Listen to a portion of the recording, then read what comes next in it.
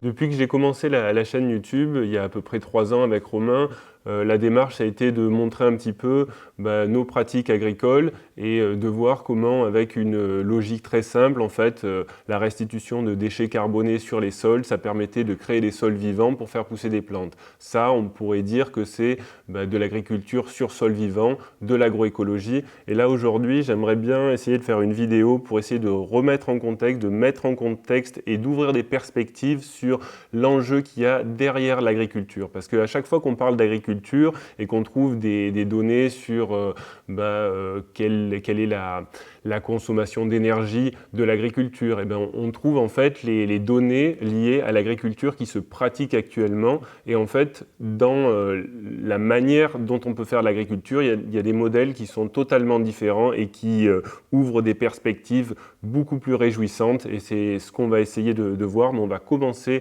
déjà par voir qu'est-ce que l'agriculture telle qu'elle est pratiquée actuellement de manière dominante sur cette planète.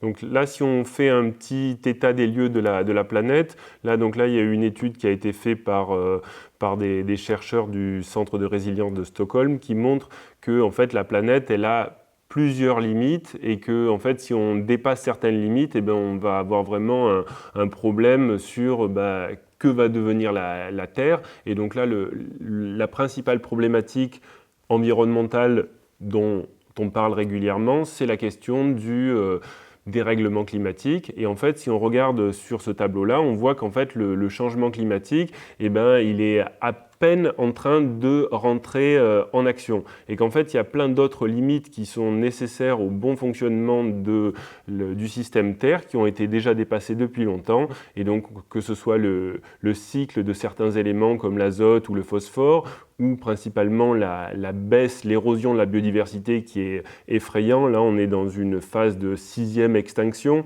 Et là, il y a eu récemment le cycle de l'eau douce. Et dans l'eau douce, en fait, on a l'eau bleue et l'eau verte. Et l'eau verte, c'est l'eau qui est dans les sols et qui sert à la croissance des plantes. C'est l'eau qui va être transpirée, c'est l'eau qui va tomber par les précipitations. Et en fait, une rupture ou en tous les cas des bouleversements dans le cycle de l'eau verte, c'est vraiment très inquiétant en termes de quelle agriculture on va pouvoir développer. Par exemple, je ne sais pas si vous avez vu le documentaire sur l'effondrement des Mayas qui est sorti il y a 3 semaines sur Arte. Il montrait clairement comment l'effondrement de la civilisation Maya a été très lié à des dérèglements climatiques et donc finalement à des problèmes de pouvoir cultiver suffisamment de maïs pour nourrir tout le monde. Là, si on regarde ce graphique, on voit vraiment, c'est le tableau de bord de l'Anthropocène avec plein de courbes qui sont en exponentielle. Et donc là, c'est ce qu'on appelle la grande accélération. Et alors, on peut voir la population qui augmente, le PIB mondial qui augmente. En fait, tous les indicateurs sont sur des exponentielles. Et donc, dans un monde fini, une croissance exponentielle de matière est une impossibilité. Donc, ça, c'est quelque chose qui est admis en physique, et pourtant, on est toujours dans une logique économique qui consiste à avoir tout un modèle économique qui est basé sur la croissance du PIB.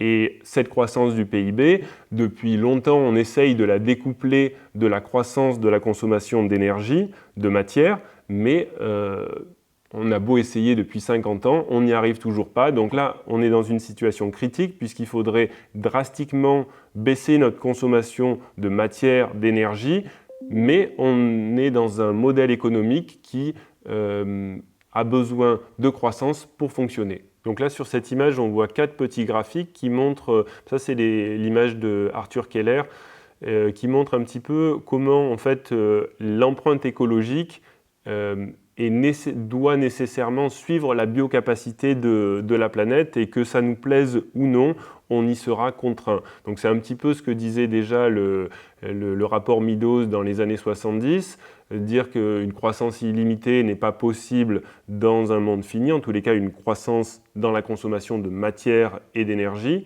Il y a eu une mise à jour du rapport Meadows en 2004 qui redit exactement la même chose avec un peu plus de précision. Et là, c'est vrai que si on veut creuser ces sujets, je vous invite vraiment à regarder, à écouter Arthur Keller, Jean-Marc Jancovici ou Aurélien Barraud, qui expliquent à leur manière très bien la problématique de l'impossibilité de toujours croître plus, puisque finalement, la matière a ses limites et que les questions de croissance verte, etc., du moment qu'il n'y a pas de découplage entre la consommation d'énergie et la croissance du PIB, c'est une impossibilité. Après, je pense qu'il est vraiment important de préciser que la non-croissance ou arrêter de croître économiquement, de faire une croissance du PIB, est en aucun cas un mal, bien au contraire, puisque finalement, la croissance du PIB actuellement va nous amener à des conditions matérielles bien pires, puisqu'on va remettre en question les équilibres sur cette planète. Pour comprendre les enjeux qu'il y a derrière l'agriculture, il faut regarder comment ça fonctionne. Et donc là, on a une photo qui montre plein de moissonneuses-batteuses, sans doute aux États-Unis ou peut-être en Argentine, qui vont faire qui vont pouvoir, avec finalement peu de travail humain, produire énormément de calories alimentaires, on fait d'énormes gains de productivité, mais tout ça a un énorme coût environnemental. Et là, ce système, il fonctionne avec, il y a des études qui montraient qu'il fallait à peu près 10 unités de calories fossiles pour produire une unité de calories alimentaires. Et donc, dans un monde avec moins d'énergie, ça va tout simplement pas fonctionner. Donc, le modèle agricole qu'on a développé dans l'après-guerre pour nourrir les populations et qu'on a appelé la révolution verte, en fait, c'était une révolution basée sur 3 points, la génétique, les intrants chimiques et la mécanisation. Alors la génétique, on va essayer de développer des semences à haut rendement.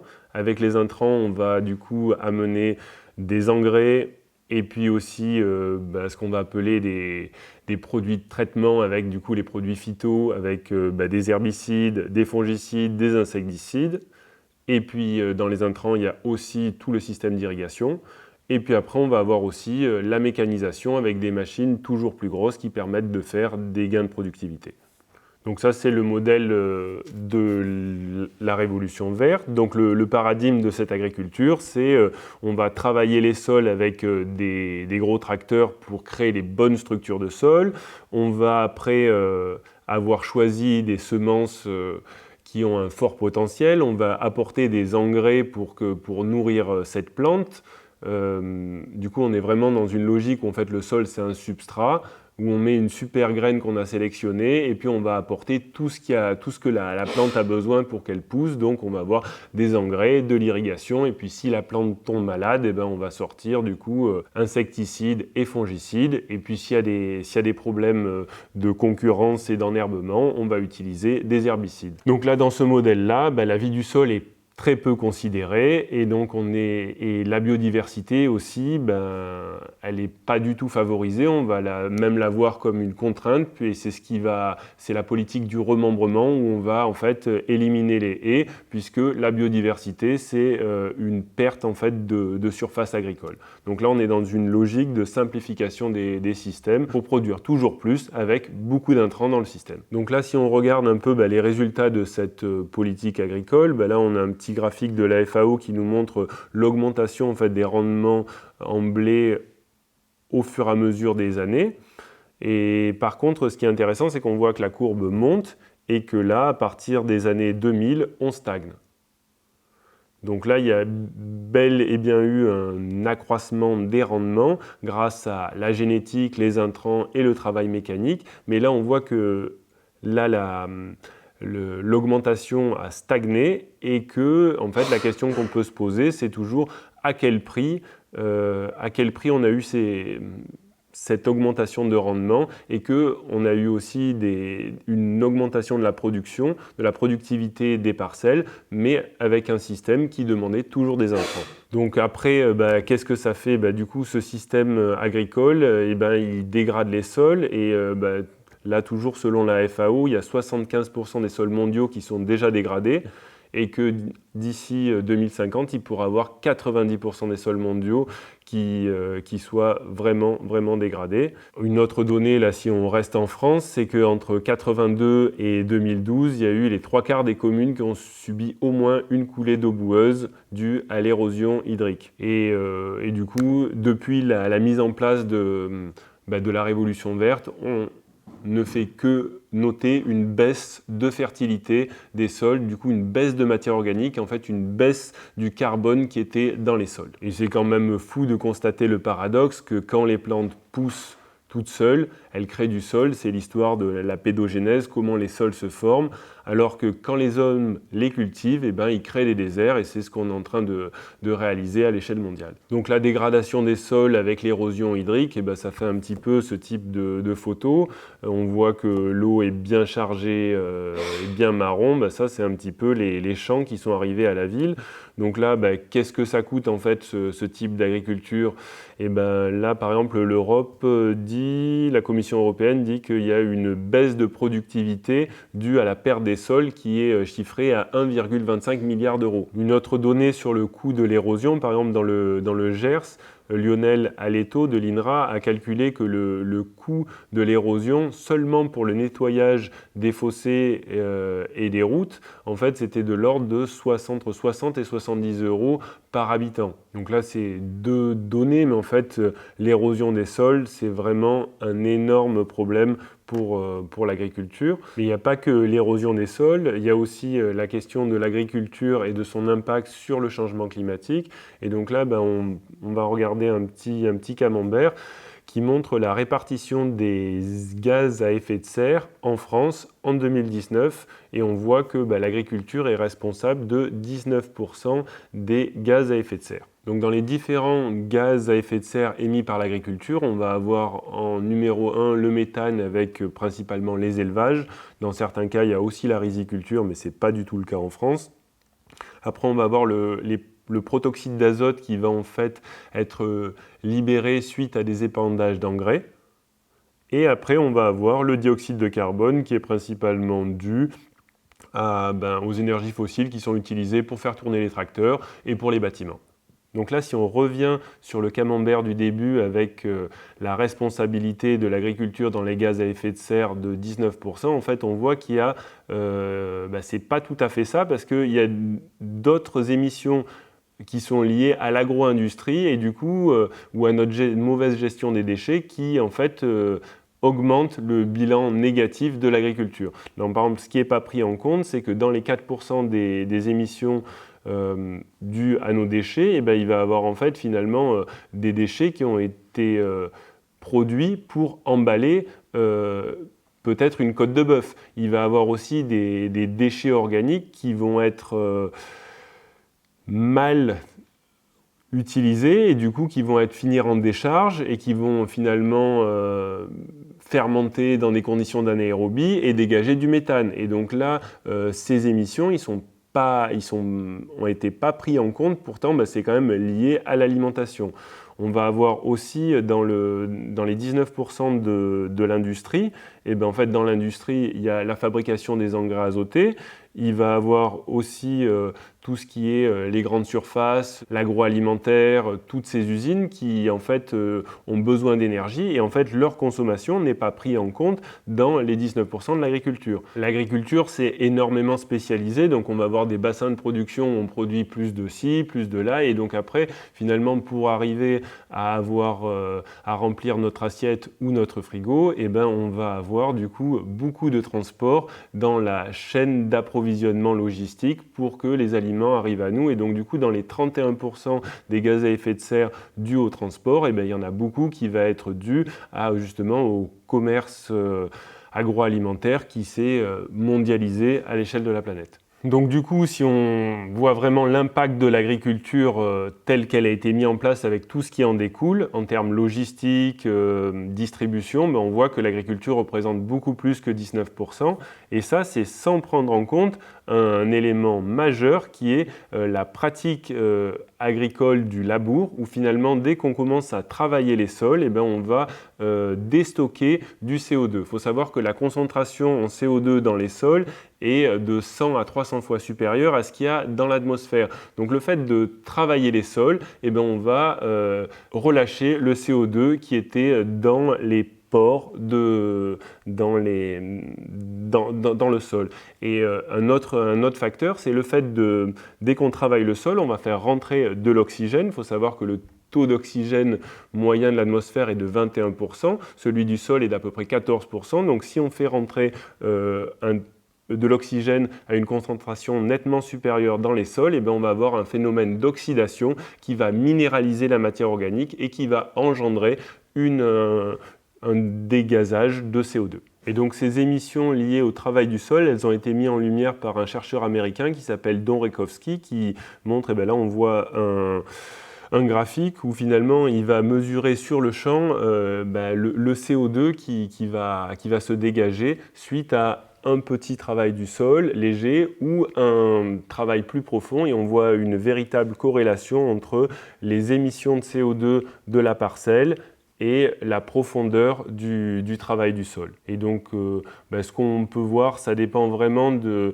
la quantité d'humus qu'il va avoir dans les sols, mais donc plus il y a d'humus, plus un travail du sol va déstocker du carbone des sols, mais bon, même des sols avec plus beaucoup d'humus dans les sols, ce qui est souvent le cas en grande culture, vont quand même perdre 400-500 kg d'équivalent CO2 par hectare et par an. Donc là, on vient de voir comment l'agriculture participe au dérèglement climatique, mais on peut aussi voir que l'agriculture va subir ce dérèglement climatique. Et donc là, c'est une petite image de l'Europe avec des projections de l'Agence européenne de l'environnement pour les 2050, et on voit comment, en fait, dans certains pays, principalement le sud de l'Europe, on va avoir des problèmes en eau. Et donc, sécheresse, maladies, ravageurs, et du coup, tout ça questionne sur la question de la souveraineté alimentaire et savoir est-ce qu'on va arriver à produire suffisamment pour pouvoir nous nourrir. L'agriculture, outre le fait de contribuer au changement climatique, elle va aussi impacter la biodiversité, et principalement la biodiversité sauvage. Et là, on voit vraiment des effondrements de population. Là, dans ce petit graphique, on voit comment, en fait, on voit des courbes en exponentielle avec du coup la disparition des poissons, des reptiles, des oiseaux, des mammifères et des amphibiens à un rythme sans précédent. En fait, le fait que des espèces disparaissent et que d'autres se créent, c'est tout à fait normal dans une logique d'évolution darwinienne, mais le rythme auquel cela s'opère actuellement est sans précédent, et c'est extrêmement alarmant. Et c'est ce qui fait dire à beaucoup de scientifiques qu'on est rentré dans la phase de 6e grande extinction, et à Aurélien Barraud, qui dit qu'on est rentré dans une phase d'extermination délibérée du vivant, parce qu'on est responsable et on est conscient des facteurs, des leviers qui engendrent cette dynamique. Et cette disparition de la biodiversité, c'est pas seulement, par exemple, l'animal emblématique tel l'ours polaire qui va disparaître, même si c'est très triste, puisque finalement, dans notre imaginaire collectif, cet ours, il représente quelque chose, mais la baisse par exemple, des hyménoptères comme les abeilles, si elles disparaissent, ça devient un véritable problème de production de nourriture, puisque les 2/3 des plantes ont besoin d'être pollinisées pour être fécondées et pour pouvoir produire des fruits que l'on va manger. Après, on peut toujours venir le faire à la main ou avec des drones, mais on voit qu'on rentre dans des trucs qui deviennent compliqués, complexes, et je me demande si c'est pas plus simple d'arrêter les insecticides. Et il y a aussi un coût, par exemple, si on parle des pollinisateurs, il y a des études qui ont dit que ça pourrait causer un déficit entre 230 et 600 quasiment milliards de dollars. Donc en fait, à chaque fois que des services écosystémiques sont annihilés par le fait qu'on a détruit telle ou telle espèce, et du coup après, c'est comment on fait. Et en principe, ça coûte de l'argent. Et donc après, est-ce que ça va tenir dans notre modèle économique ? Pour ce qui est de la biodiversité cultivée, le constat il n'est pas plus réjouissant puisque finalement on voit que la diversité génétique des plantes que l'on cultive s'érode d'année en année. Donc voilà, après il y a certaines personnes qui disent non, il n'y a pas de souci sur la biodiversité cultivée, regardez, il y a toujours plus en plus de variétés au catalogue, mais en fait, c'est des variétés qui sont avec peu de variations génétiques, et donc en fait, c'est pas très divers, et on sent qu'au niveau de la semence, il y a vraiment un enjeu sur la brevétisation de la semence, du vivant, par la logique de l'hybride ou de l'OGM. Donc pour ce qui est de la préservation de la biodiversité cultivée, il va y avoir des projets, par exemple la création d'une grande banque de semences mondiale en Norvège, où finalement sur une île, où c'était une ancienne mine de sel, on a construit une espèce de véritable grenier à semences pour essayer de préserver les ressources génétiques mondiales en cas de guerre, d'inondation ou de tout autre problème sociopolitique. Ce qu'il faut savoir, c'est que pour qu'un conservatoire soit fonctionnel, il faut ressortir régulièrement les graines pour les semer. Et la question que pose Pierre-Henri Gouillon, c'est comment on va faire pour ressemer tous les 10 ans toutes les variétés qu'il y a dans cette banque de semences, alors qu'on est sur une île en Norvège où il fait très très froid et que peut-être du riz de Thaïlande ou du blé de Syrie ne vont pas pouvoir pousser. Et donc là, il y a tout un questionnement de savoir pourquoi on a fait ça. Et quand on voit que les financeurs de ce projet, c'est Syngenta, c'est la fondation Bill et Melinda Gates qui sont aussi actionnaires de Monsanto, on peut se questionner sur le fait que peut-être ce conservatoire est prévu pour stocker des séquences d'ADN de plein de variétés de céréales, de légumes cultivés, mais dans une optique non pas de pouvoir les ressemer, mais juste de préserver les gènes, les séquences d'ADN pour pouvoir, grâce au génie génétique, peut-être les introduire dans des semences OGM plus tard. Après les problématiques de réchauffement climatique et de baisse de la biodiversité, l'agriculture, elle est aussi confrontée à des problèmes de pollution. Et donc là, on a un graphique du ministère de l'Agriculture français qui nous montre les nodus. Alors les nodus, c'est la consommation en fait de pesticides. Et on voit que contrairement à une idée on a l'impression que l'agriculture est toujours plus propre, etc., qu'on utilise de moins en moins de produits phyto. Et en fait, si on regarde les courbes, on voit que depuis 10 ans, on consomme toujours, chaque année, de plus en plus de produits phyto. Et donc du coup, les produits phyto, c'est quoi ? C'est des insecticides, des fongicides et des herbicides. Donc voilà, donc l'agriculture n'est pas forcément plus saine, comme on pourrait l'entendre. Et ça crée aussi des problèmes de pollution. Et là, on voit, par exemple, là, c'est pas spécialement lié aux pesticides, mais on voit ces images d'algues vertes qui sont des problématiques de nitrates et de phosphates. Donc ces questions-là, ça va nous amener à des problèmes de santé publique. Et en fait, la manière dont on fait de l'agriculture, ça va définir une certaine qualité d'aliments et ça va impacter notre santé. Et donc là, si on voit quelques petits titres, la malbouffe tue plus que le tabac ou l'hypertension. Pesticides, la liste des risques de maladies graves s'allonge.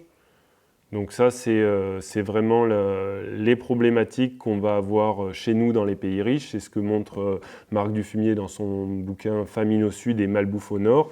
Et donc là, du coup, nous, on est dans l'excès de produits de mauvaise ou de basse qualité, avec du coup des polluants dedans. Et d'un autre côté, à l'autre bout de la planète, on a des problèmes de famine et il faut savoir qu'actuellement, il y a un enfant qui meurt de faim toutes les 5 secondes dans le monde. Et ce type d'agriculture qu'on qu'on a mis en place et qu'on subventionne massivement, et bien en fait, il n'est même pas spécialement juste pour les agriculteurs parce qu'il y a 22% des agriculteurs qui vivent en dessous du seuil de pauvreté. Ça, c'était les chiffres de 2016. En 2017, il y avait presque 20% des agriculteurs qui n'avaient pas de revenus. On voit que c'est une profession où le taux de suicide est extrêmement élevé. Et donc, voilà, ça c'est pour les agriculteurs. Et pour la société, eh ben, on va avoir finalement un coût en termes d'externalité produite par cette agriculture intensive qui est assez élevé. Et selon les chiffres de Fermes d'Avenir, qui sont plutôt light, je trouve, sont quand même chiffrés entre 15 et 64 milliards d'euros en termes de destruction de la biodiversité, de pollution des eaux et de dégradation des sols. Donc cette agriculture, elle coûte très cher à tout le monde et de plus en plus d'agriculteurs partent à la retraite et très peu sont, ou en tous les cas peu sont remplacés, et du coup ça pose la question de savoir qui c'est qui va produire l'alimentation qui est nécessaire pour nos sociétés. Donc où va falloir remettre des agriculteurs et du coup peut-être qu'il va falloir changer notre mode de production sur un truc de plus désirable pour tout le monde.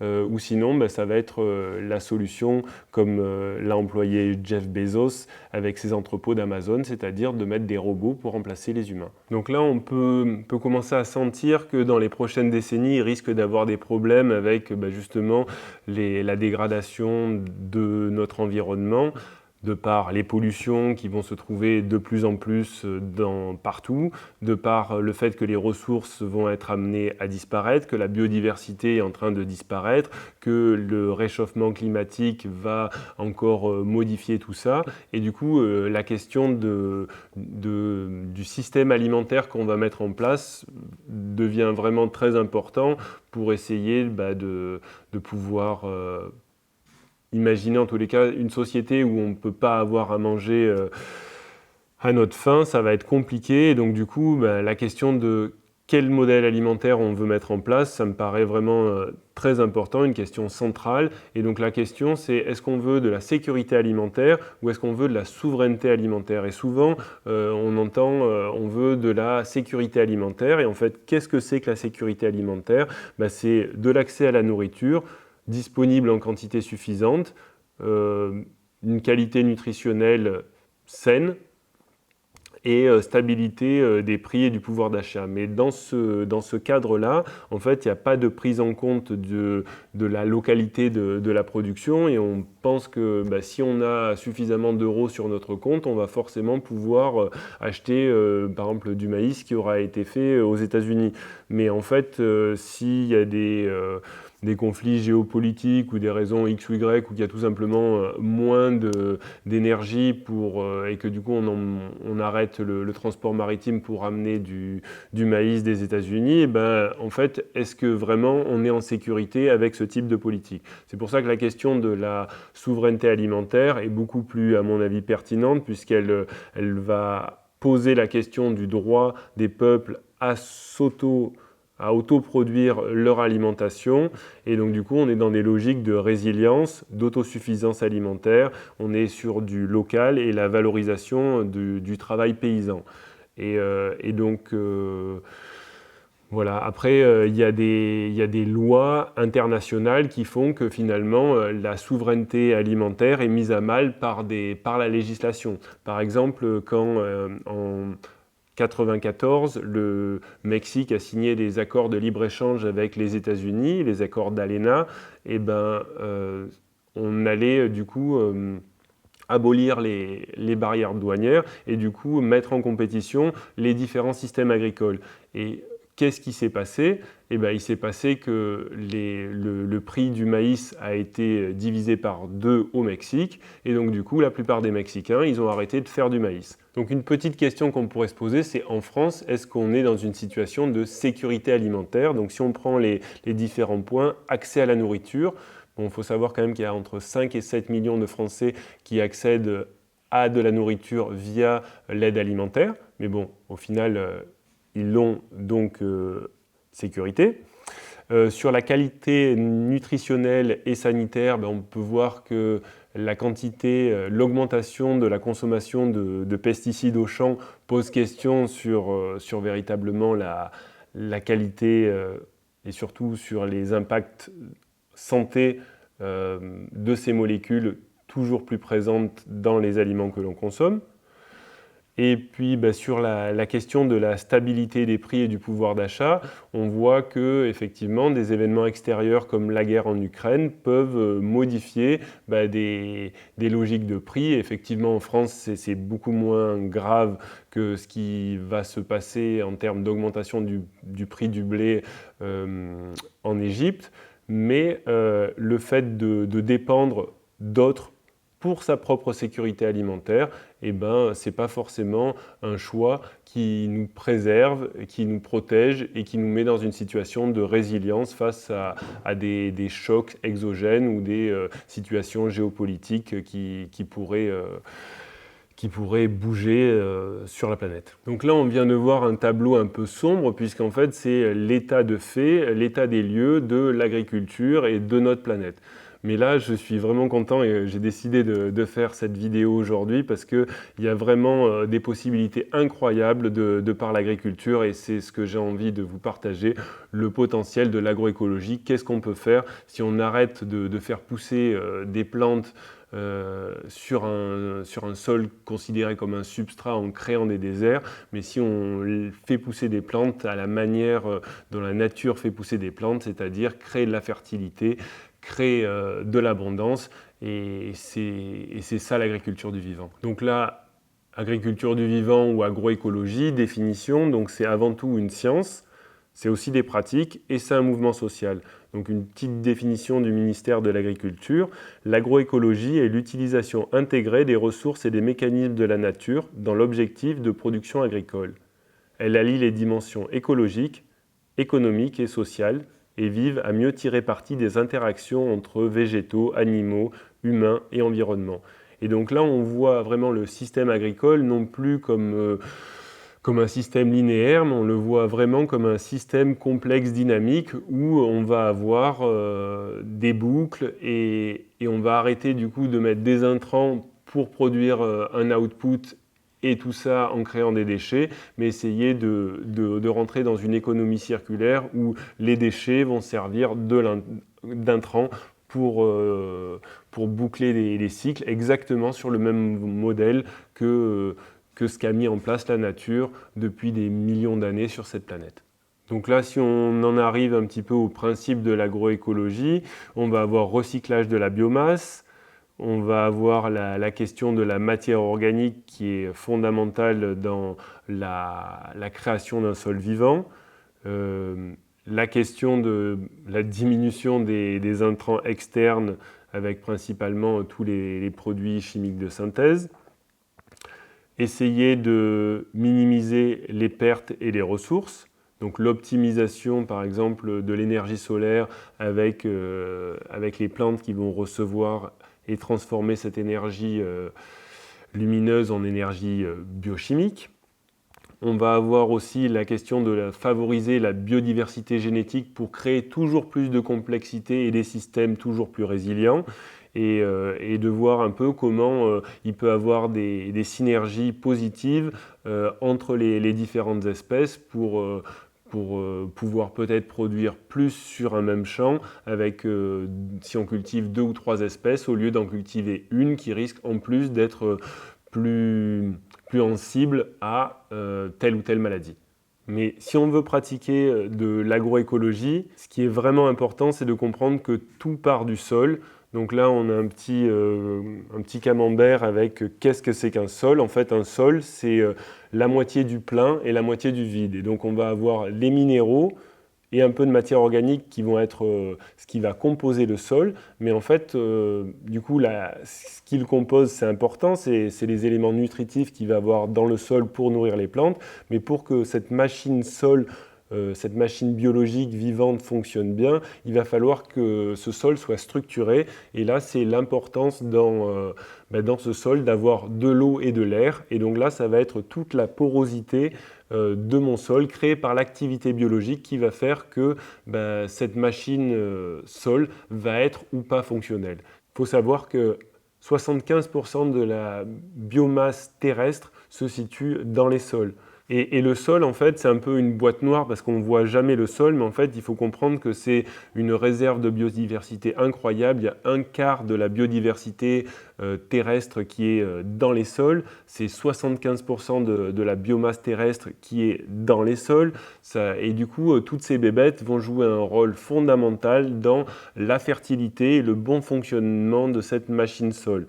C'est quand même des sols que 95% de notre alimentation est produite, quoi. La matière qui compose un sol, c'est principalement des minéraux, mais il y a aussi de la matière organique. Alors qu'est-ce que c'est que la matière organique? Ça va être une feuille, ça va être un brin de paille, ça va être une fleur, ça va être du pollen, c'est tout ce qui est organique qui va tomber au sol, qui va être composé de carbone et qui va permettre de nourrir toute l'activité biologique, toute cette biodiversité qui structure et crée en fait une machine biologique vivante. Et en fait, cette matière organique, elle est vraiment déterminante dans le bon fonctionnement des sols, que ce soit dans la dimension physique, chimique ou biologique. Et donc un sol qui fonctionne bien, c'est une sorte de machine biologique qui va fournir toute une série de services écosystémiques qui vont être indispensables en fait pour le bon fonctionnement de nos sociétés. Et donc là, dans les fonctions du sol, on va avoir la séquestration du carbone, la purification de l'eau, la régulation du climat. Et on voit que c'est vraiment indispensable d'avoir un bon sol. Et c'est un petit peu là où l'agroécologie va essayer de remettre l'accent non pas sur les intrants, mais sur la qualité et le bon fonctionnement d'un sol. Plus généralement, avec l'agroécologie, on est dans une logique de changement de paradigme où finalement, d'une agriculture intensive qui fonctionnait aux énergies fossiles pour créer les structures de sol et pour en fait doper les plantes avec des intrants chimiques, on va passer à une logique d'agriculture régénérative où on va finalement nourrir la vie du sol avec des déchets organiques comme dans les modèles naturels et ça va être la biologie des sols qui va créer la structure et la fertilité nécessaires à la croissance des plantes. Alors pour restaurer la fertilité des sols qu'on a perdue principalement à cause de l'agriculture intensive et chimique que l'on a menée lors des 70 dernières années, il va y avoir deux axes. C'est en fait finalement un axe, c'est le végétal. Mais après, dans le végétal, on va avoir les couverts végétaux où c'est des plantes annuelles qu'on va faire pousser pour capter en fait l'énergie du soleil, produire de la matière organique que l'on va ramener au sol.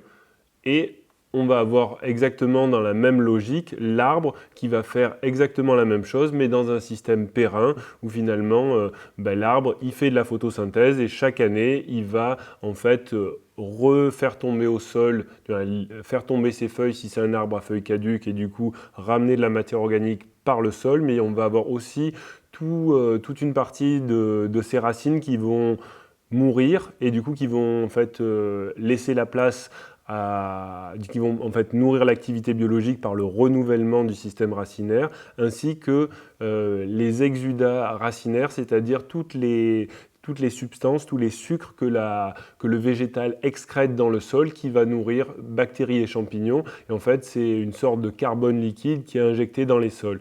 Donc en fait, on a des plantes pérennes, vivaces comme des arbres, et on va avoir des plantes annuelles. Et en fait, ces plantes, c'est ce qui capte le CO2 de l'air pour ramener du carbone ou sous forme sur le sol avec la litière, c'est-à-dire les débris de végétaux, ou sinon avec le renouvellement racinaire et les exudats.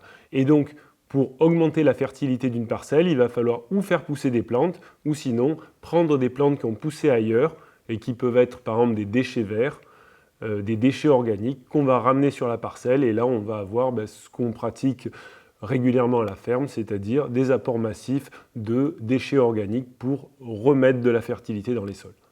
Donc là, je vais représenter en fait l'exemple de la ferme. Donc en 2010, on fait des analyses de sol et on était sur des coteaux calcaires, du coup peu poussants. La prairie était peu poussante, la vie du sol était assez faible, le sol était assez compacté et les analyses de sol qu'on a faites montraient une quantité de matière organique de 1,4%, ce qui est à dire assez faible. Très faible. En 2020, on refait des analyses de sol et là, on va avoir des taux de matière organique de 8,8%, ce qui est une fertilité très forte. On va avoir des sols qui ont totalement changé en termes de structure. La structure est excellente, la vie biologique est foisonnante. Et du coup, on va avoir un système sol qui va être beaucoup plus résilient face à des événements climatiques aléatoires, la sécheresse, le froid, l'eau, parce que ça draine mieux, ça permet de mieux stocker de l'eau. Et en termes de fertilité, de sols qui étaient peu poussants, on arrive finalement à avoir des planches de culture qui permettent de produire des quantités incroyables de légumes, tout ça sans intrants et en plus avec des plantes qui vont être vraiment saines puisqu'on n'a pas de maladie et donc on peut penser que la qualité des légumes est aussi à la hauteur de la santé des plantes. La matière organique et le carbone dans les sols, c'est fondamental pour avoir des bonnes structures de sol et pour avoir un niveau de fertilité important pour produire beaucoup de légumes, beaucoup de plantes, beaucoup de céréales, beaucoup de tout en fait. Mais il va y avoir aussi toute la biodiversité qui va être vraiment importante pour que l'écosystème de la ferme puisse être fonctionnel et donc toute la biodiversité qu'on va avoir sur une ferme, ça va être un véritable allié de la production, que ce soit en termes de gestion des ravageurs avec les auxiliaires, que ce soit les pollinisateurs pour avoir finalement des fruits sur les arbres, que ce soit le ver de terre pour créer les structures de sol et le drainage nécessaire et optimal d'une parcelle, et tout ça, ça va être géré par la biodiversité. Et donc du coup, pour avoir des systèmes résilients et des sols vivants, il va falloir favoriser la biodiversité. Et en fait, comment on favorise la biodiversité en agriculture? Il va falloir arrêter de travailler les sols, et il va falloir nourrir les sols avec ce que mange la vie biologique, c'est-à-dire du carbone. Et en fait, dès qu'on va avoir des bactéries, des champignons et après des insectes un peu plus petits, mais plus grands qui mangent les bactéries et les champignons, on va avoir en fait tous les réseaux de la chaîne trophique qui vont se mettre en place pour en arriver finalement après à avoir peut-être des grands prédateurs type des renards, des rapaces ou des serpents qui vont gérer par exemple des problèmes de rongeurs ou de campagnols. Pour ce qui est de la biodiversité cultivée, si on veut la préserver, le seul moyen en fait ça va être de semer, d'utiliser des semences paysannes et d'essayer de reproduire ces semences pour en fait les adapter à ses modes de culture, à son terroir et créer toujours plus de diversité génétique pour qu'en fait on ait des plantes qui soient adaptées à un contexte bien particulier. Et si chacun fait ça, finalement on va préserver ainsi une grande biodiversité cultivée. Alors pour favoriser la biodiversité à la ferme, qu'est-ce qu'on a fait? On a planté plein d'arbres, on a fait des mares, des étangs, on laisse des tas de bois, on laisse des ronciers, on a construit des nichoirs et puis surtout on a arrêté de travailler les sols et on a mis beaucoup d'énergie dans le système, c'est-à-dire essayer de récupérer tous les déchets organiques qu'on a trouvés, qui ont pu du coup ramener de la fertilité sur le sol.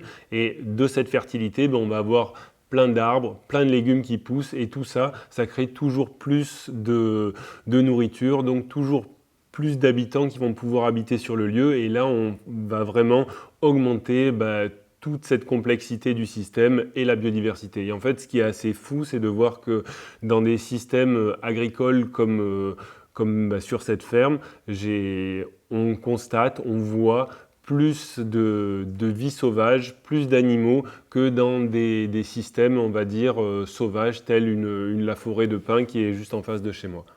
Et donc ces images illustrent en fait la biodiversité qu'on peut trouver sur la ferme. Donc on va avoir des petits chevreuils qui vont un petit peu des fois nous manger nos plantes, mais sinon on va avoir surtout des auxiliaires de culture, là par exemple le hérisson, le lézard et le crapaud ou la grenouille, ça va nous manger tout ce qui est limaces, escargots, et puis notre allié le plus précieux, c'est sans doute la couleuvre qui est sous nos bâches et qui régule de manière très très très efficace tous les rongeurs. Une agriculture du vivant, ça peut préserver la biodiversité, contribuer à la favoriser, mais ça peut aussi permettre d'atténuer en fait les problématiques de dérèglement climatique, principalement du fait que le sol est le plus grand réservoir de carbone au monde et que du coup on l'a beaucoup vidé du carbone, mais du coup on pourrait en remettre.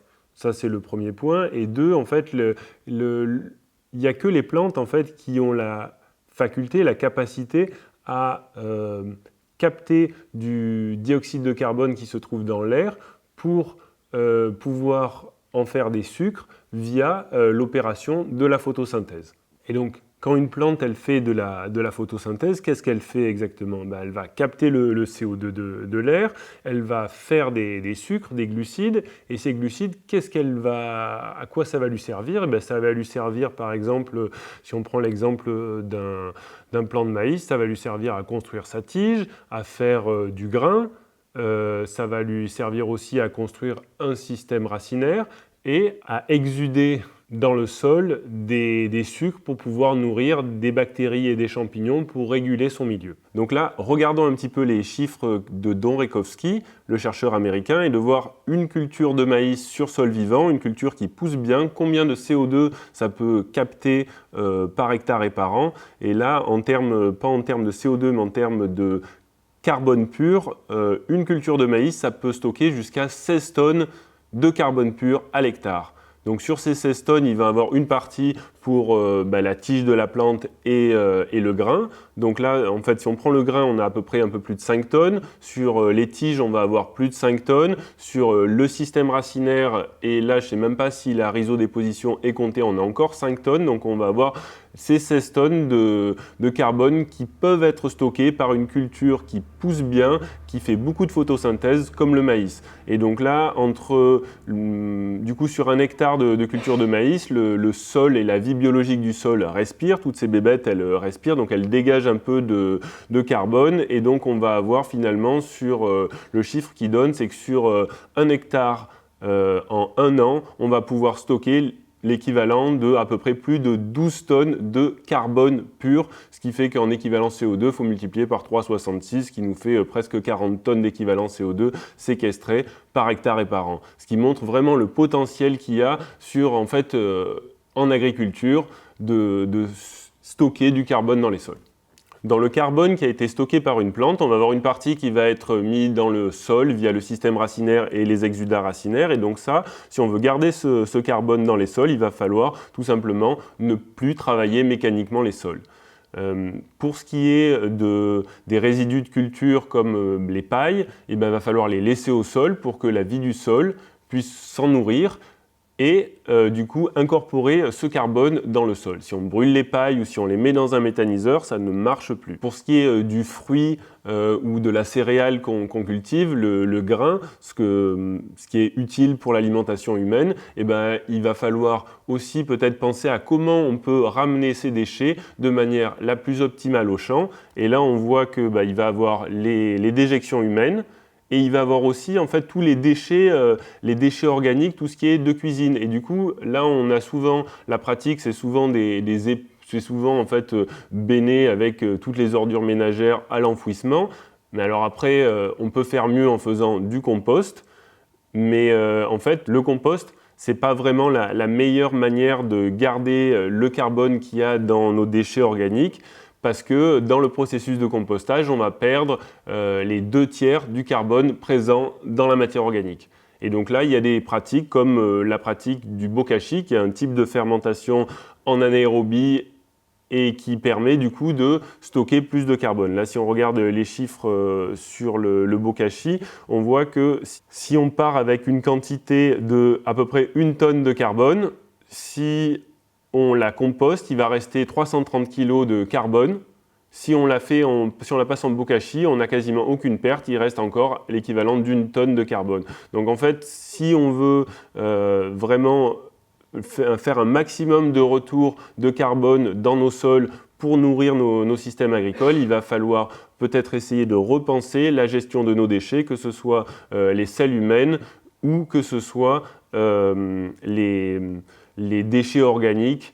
Et l'enfouissement, c'est une catastrophe, le compost, c'est pas idéal, et le bokashi, ça a l'air beaucoup plus prometteur. Sur la gestion des déchets organiques, il y a évidemment aussi tout ce qui est les déchets de taille, de fauche, les feuilles mortes, et ça, il y en a beaucoup dans nos sociétés, ça s'appelle des déchets verts, c'est aussi les déchets de tous les jardiniers, et ben ça, on peut en faire du broyat végétal, et ça peut très bien revenir au champ, et c'est une des matières qu'on utilise principalement à la ferme.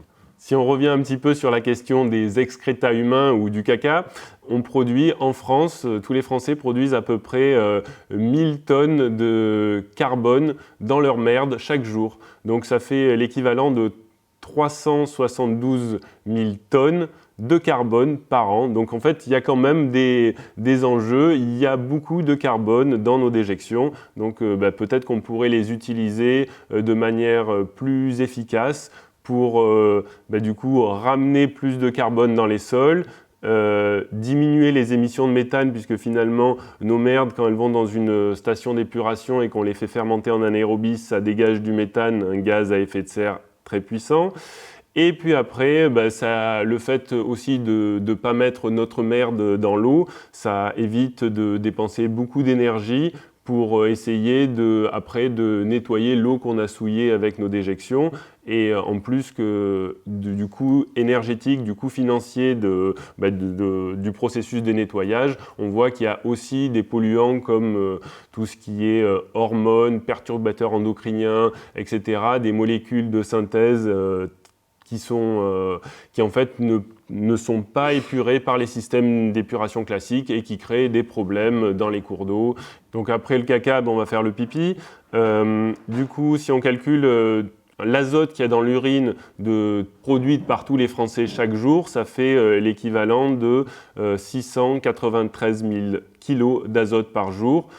Et du coup, en fait, ça fait, si on prend comme données qu'en moyenne, il y a à peu près 80 kg d'azote qui est apporté par hectare et par an, et avec l'azote produit par notre urine, on pourrait fertiliser 3 200 000 hectares par an, ce qui représente à peu près 11-12% des surfaces cultivées en France. Donc là aussi, il y a des enjeux en termes d'auto-fertilité de nos champs et qu'ils soient plus dépendants, de diminuer la dépendance par rapport aux engrais azotés. Cette idée qu'une autre agriculture, une agriculture agroécologique, puisse répondre à la problématique du changement climatique via la séquestration du carbone dans les sols, c'est une idée qui est sortie un petit peu à l'occasion de la COP 21 en 2015, à l'initiative de Stéphane Le Foll.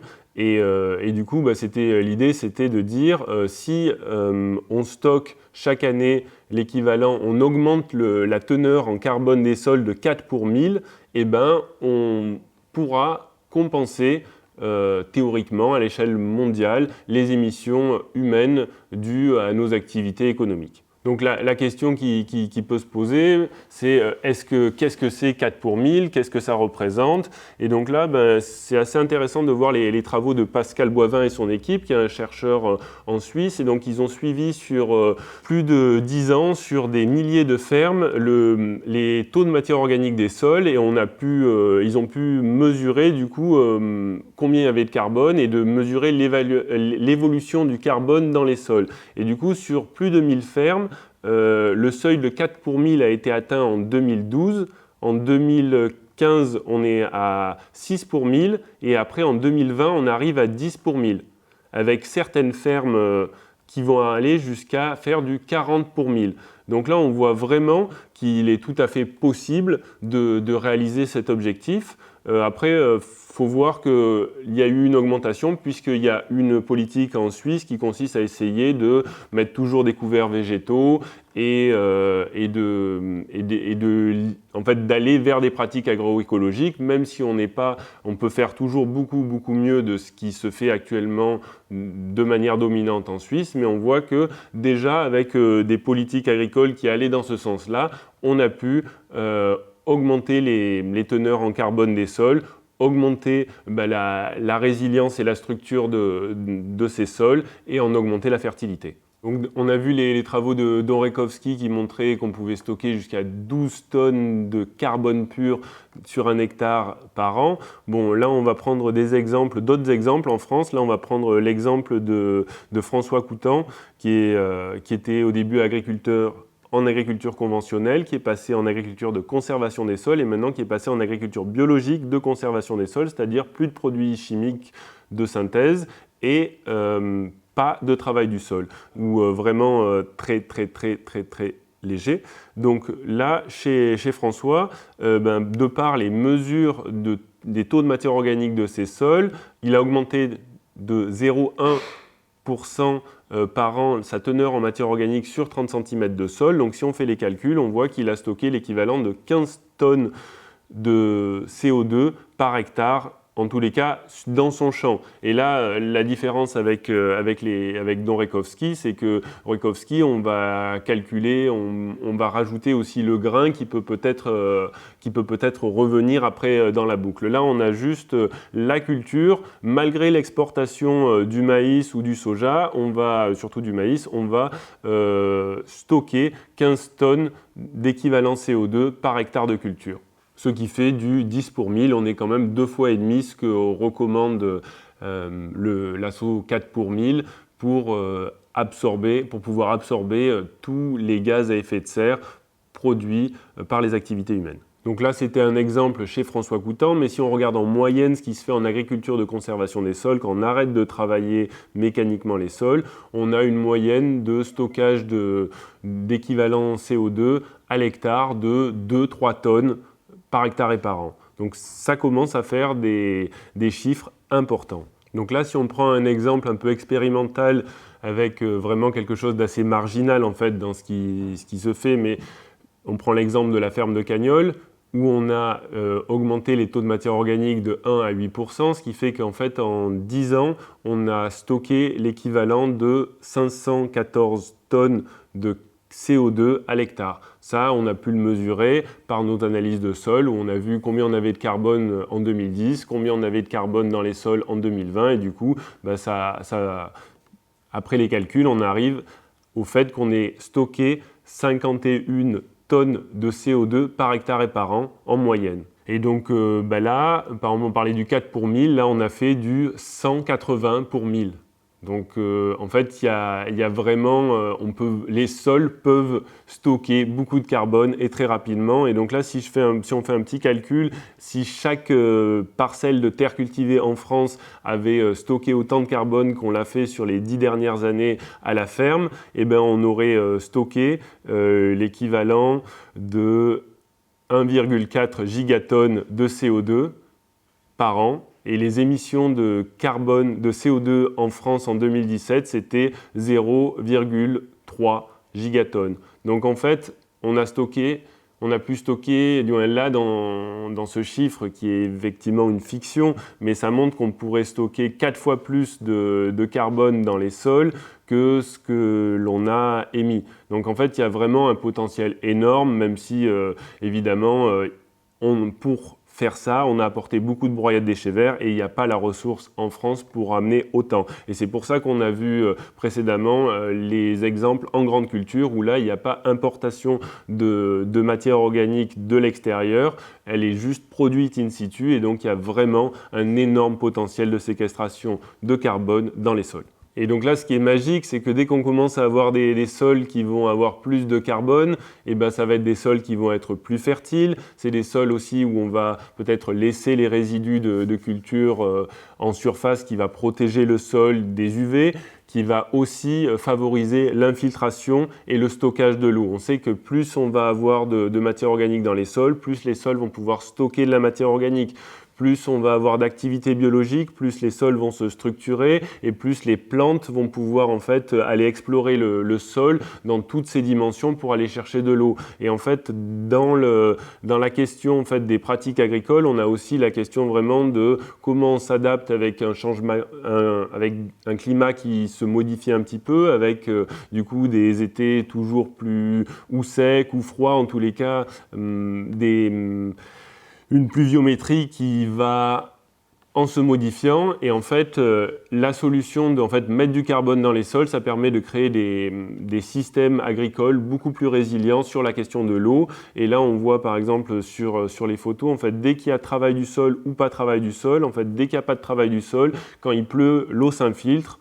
Et donc du coup, ça va alimenter les nappes phréatiques et du coup, ça va faire de la réserve en eau. Alors que dès qu'on a eu un travail de sol mécanique, et comme ce qui est le cas sur la majeure partie des sols cultivés en France, et bien dès qu'il pleut un peu trop, et bien on va avoir de l'érosion, l'eau ne s'infiltre plus et ça vient provoquer des problèmes d'inondation dans les villes et puis pour l'agriculteur des pertes de fertilité dues à l'érosion des sols. Donc là, une présentation d'un cas à la ferme. Là, c'est François Irissou qui va simuler un orage de 150 mm et on a infiltré sur une planche de culture des légumes ces 150 mm de pluie en 4 minutes.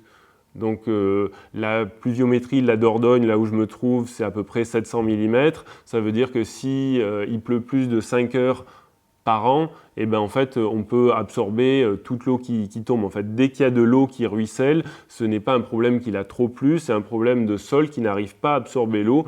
Pourquoi ? Parce qu'ils sont mal structurés, qu'il y a de l'abattance et qu'ils ne sont pas protégés par de la matière organique, par de la litière, comme c'est le cas naturellement sur les sols dès qu'ils ne sont pas bouleversés par les activités humaines. Et là, c'est encore une autre photo, on appelle ça un slake test. Et là, on prend du coup deux types de terre et on voit que une terre qui a été structurée biologiquement avec beaucoup de matière organique, la photo qui est le bol qui est à gauche, se tient beaucoup mieux que celui de droite qui est en train de se déliter malgré le fait que l'argile est plutôt résistante et résiliente à l'eau. L'agroécologie, c'est une vision système de l'agriculture, d'un système complexe et dynamique. Plus un système est complexe, plus il va être diversifié, donc plus il va être résilient, et c'est un petit peu cette logique-là qu'on cherche à développer en agroécologie. Et donc, plus on va diversifier les systèmes agricoles, plus il va falloir du coup de la main-d'œuvre pour pouvoir diversifier et faire tout ce qu'il y a à faire sur une ferme. Et donc, dans une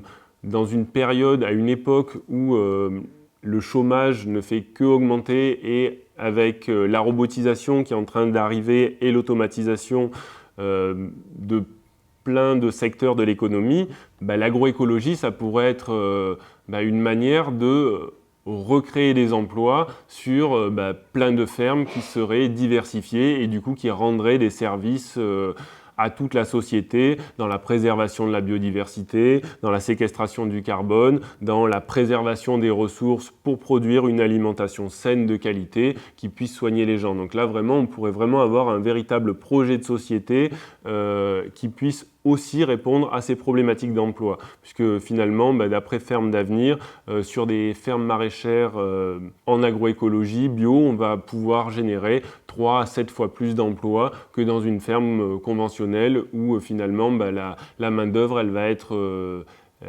remplacée un petit peu par la mécanisation et par la simplification des systèmes. On parle du coup d'emploi, mais il y a aussi le travail, ce qu'on fait de notre vie, c'est une question de sens. Et là, selon une étude de Opinion Way, il y a un tiers des Français qui ne trouvent pas de sens dans leur travail.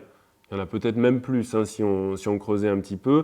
Donc en fait, peut-être que quand on ne sait pas ce qu'on fait ou si on sait que ce qu'on fait en cherchant un peu, ça va compromettre les conditions de vie sur cette planète, et c'est vrai qu'on a du mal des fois à trouver du sens à ce qu'on fait. Et là, dans le cas de redévelopper des fermes à l'échelle du territoire pour faire quelque chose qui a du sens, ça pourrait peut-être, donner un nouvel élan, une nouvelle dynamique à notre société. Un autre chiffre intéressant donné par Fermes d'Avenir dans son plaidoyer pour l'agroécologie, c'est que le chômage, ça coûte 76 milliards d'euros à la France et aux collectivités.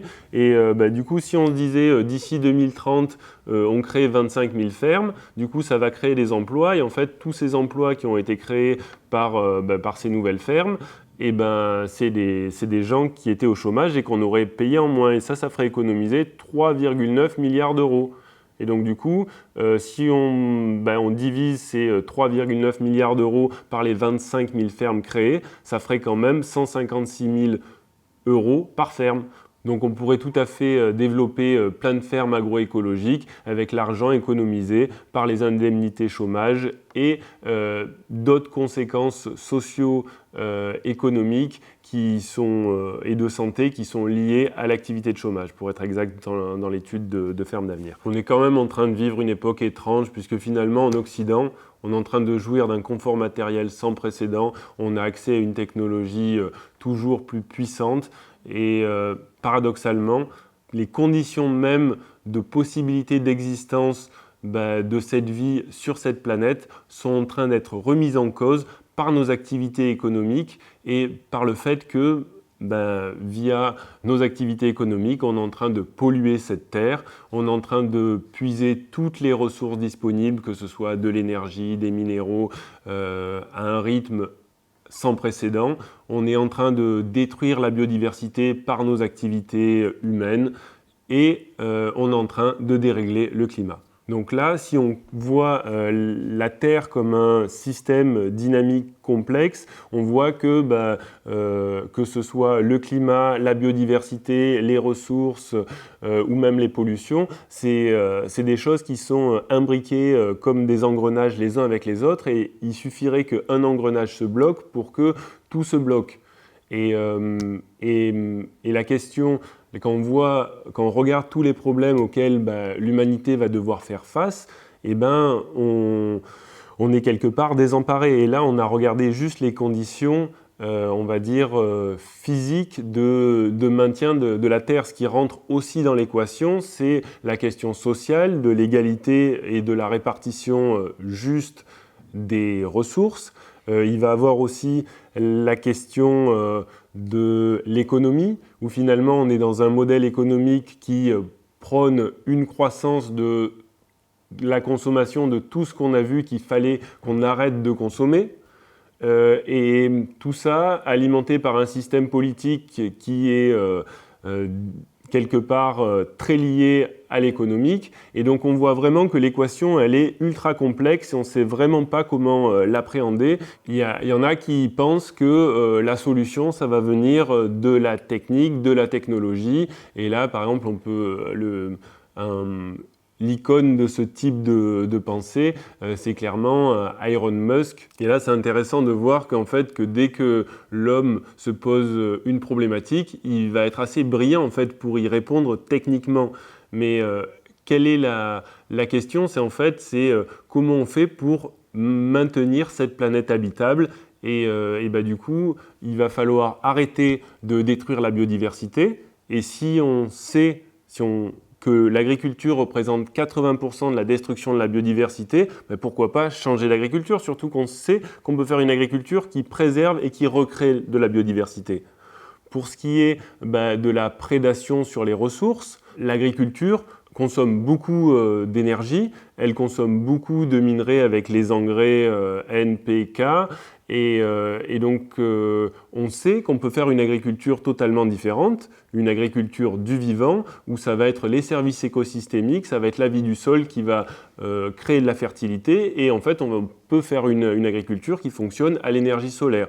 On sait très bien le faire, du coup, et là les leviers d'action sont énormes, du coup, pourquoi on ne ferait pas ça? Après, sur la question des polluants, l'agriculture actuellement, elle est en train de polluer principalement avec les herbicides, les pesticides. Et dans les pesticides, on va avoir les insecticides et les fongicides. On est en train de polluer les eaux, de polluer les sols, de polluer les aliments qui nous nourrissent. Alors qu'il est tout à fait possible de faire une agriculture productives qui produisent beaucoup avec des plantes saines si on remet la vie du sol au centre de la conception des systèmes agricoles. Et pour ce qui est du dérèglement et du changement climatique, on a vu sur le premier graphique que d'après les calculs, l'agriculture c'était 19% des gaz à effet de serre, mais si on calcule vraiment tout ce qui n'avait pas été mis dans ce graphique, Comme ça, intuitivement, on voit que ça va être sans doute 30-40% en fait des gaz à effet de serre qui pourraient ne pas être produits si on avait un autre type de pratique agricole et un autre type de logistique, de distribution des aliments. Donc là, on se retrouve un petit peu comme au moment d'une tragédie qui atteint son paroxysme où finalement, il va falloir faire les bons choix. Et en fait, ces bons choix, c'est pas une personne, ça va être vraiment toute l'humanité qui va devoir agir à son niveau dans toutes les dimensions pour repenser notre manière d'interagir avec le vivant. Et je pense que l'agriculture peut être vraiment un phare parce qu'on a vraiment tous à gagner à changer les pratiques et que les enjeux sont très importants. Donc j'espère que cette idée fera son chemin. Si vous la partagez, partagez-la pour qu'elle puisse prendre de la force et peut-être se réaliser un jour.